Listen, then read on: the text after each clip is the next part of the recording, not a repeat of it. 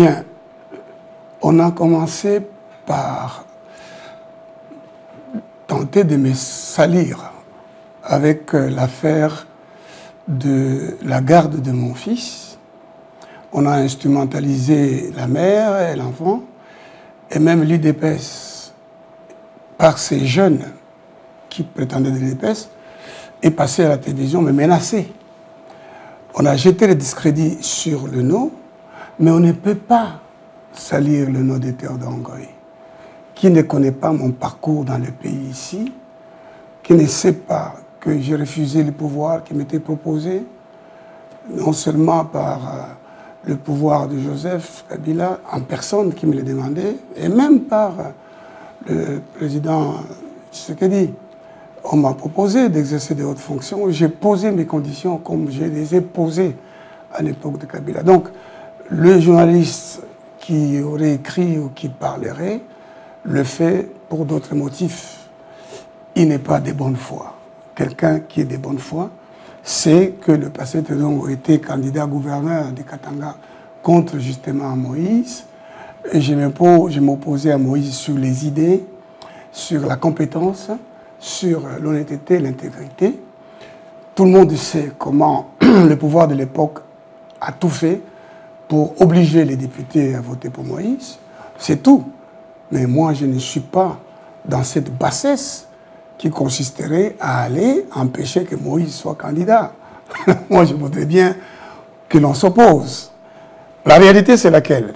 Voilà, on veut éliminer les deux candidats d'un seul coup. C'est-à-dire, on écarte éventuellement Moïse pour les raisons que l'on pourrait avancer. En même temps, on jette le discrédit sur celui à qui profiteraient éventuellement les voix qui auraient pu aller chez Moïse. Mais je ne pense pas que ce soit les gens de Moïse, même si je sais que le journaliste qui parle sans vergogne, alors qu'il sait qui je suis, qu'il sait que je suis un homme honnête dans ces pays, lorsque Tshisekedi est venu ici voir le groupe de candidats, dont j'étais le coordonnateur du collectif, et je lui ai dit que moi, je ne pouvais pas retirer ma candidature à son profit, bien que je l'appréciais, parce que son père disait à Maman Marthe qui je suis. Maman Marthe qui me critiquait parce qu'à l'époque, Kabila avait obtenu cet accord de cascade. Tshisekedi, le père, a dit à Maman Marthe, Théodore n'est pas comme les Congolais, ne lui parle jamais comme ça. Joseph Kabila, à qui je réclamais mes droits à la Banque centrale, je lui ai dit, mais je suis désillusionné, je vous connais. Il me dit, il lève son doigt et dit, ne parle pas comme les Congolais, tu n'es pas comme les Congolais, tu as une mission que Jésus t'a donnée sur la terre pour les Congos.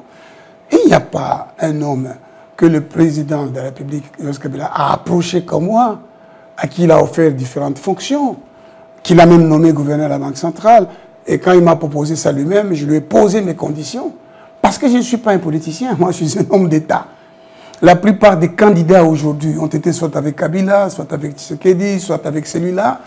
Ils ont peut-être exercé des fonctions, ils ont eu de l'argent, et c'est avec cet argent qu'ils veulent se présenter, qu'ils vont aller acheter les Congolais.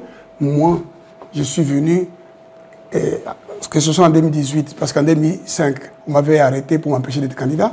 En 2018, j'ai payé avec l'argent gagné.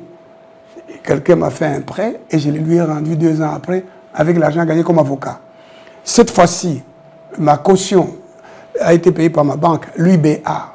Donc, on peut retrouver à l'UBA les paiements qui ont été faits à l'avocat que je suis, par la Cour pénale internationale, par mes clients étrangers. C'est documenté, donc c'est retracé et c'est retraçable.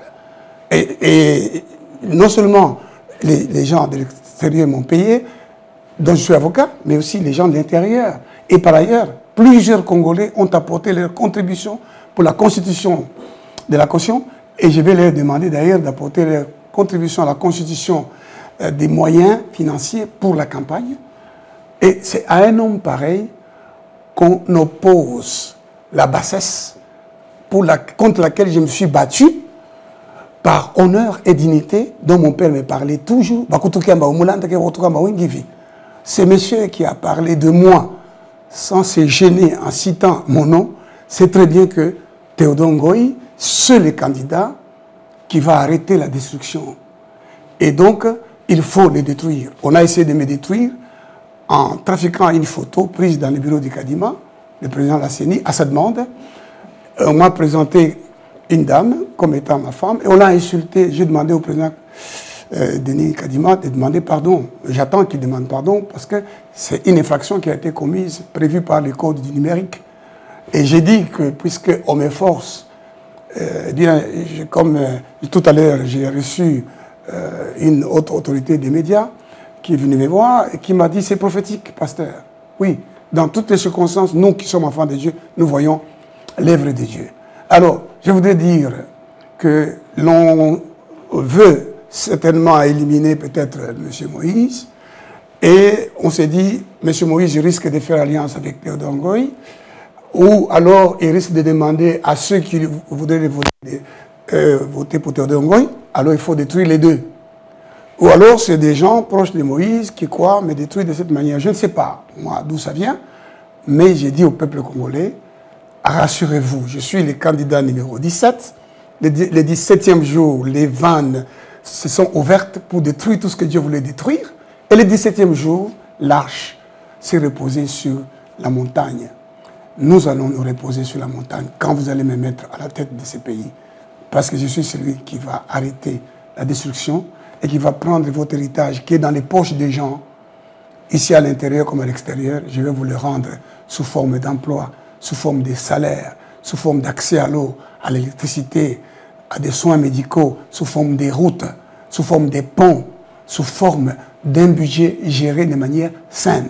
C'est pour ça qu'on veut me discréditer, mais on ne réussira pas. Que Dieu bénisse les Congo, que Dieu vous bénisse.